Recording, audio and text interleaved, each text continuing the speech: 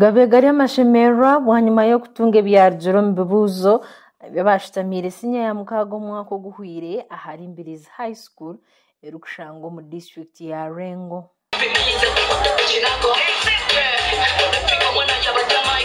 Abeja 35 abashitamire byezo mu ishomereri abeji bashatu bafunira ubonero 18 kandi umweja shembireyo afunira ubonero 11. Abeja bamwe batugambireho nabo bashoborire kuko kufayo kw'abashomesa niko kubashikiza businguzi. Mukuru w'ishomereri Ndugwa Musa ashoborire ko kwerekereza bakafayo bakahereza abeje tubarukwetenga nicyo kibashikiza businguzi.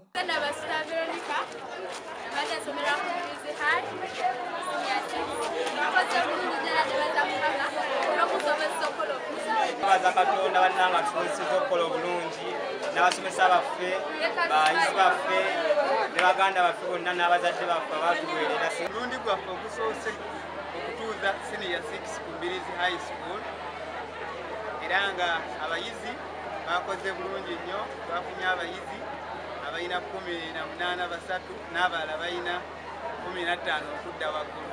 Omugandi kubire kuyo kushemerera ahari Kigezi High School kushango mu district ya Kabare bwanyuma yo kutunga mu byarugiro mu Uganda Advanced Certificate of Education omwaka guhwire aho Abraham akampurira mukuru w'ishomero ecyakitire ahankoragana nungi iriyo mu ishomero.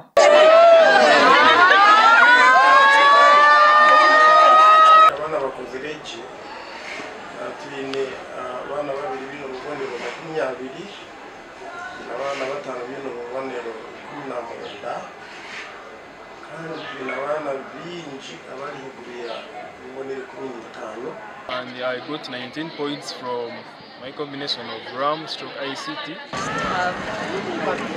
Succeeded in my A-level exams with 19 points in BCM.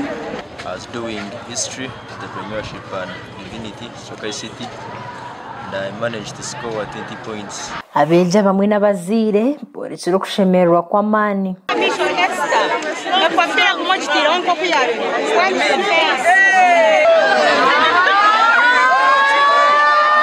Ebyo bikiri aho nanahishomeri ya St Mary's College Rushoroza kujya kushemerwa kwa mani ahabo gukora kurunje buzo.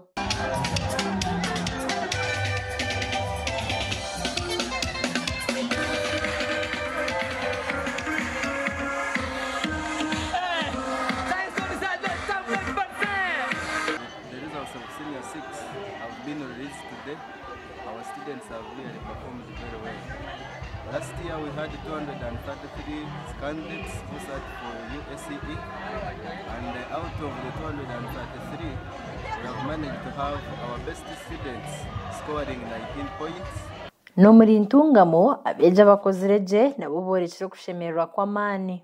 Ishitongore cha Uganda National Examinations Board wize ebyajuro mbubuze bya Uganda Certificate of Education ebyo mwaka guhwire 2024 izoba ryanyumwa abazyo barukwereka ngo abana bakozireje okugerageranisa no mwaka gwe 2023.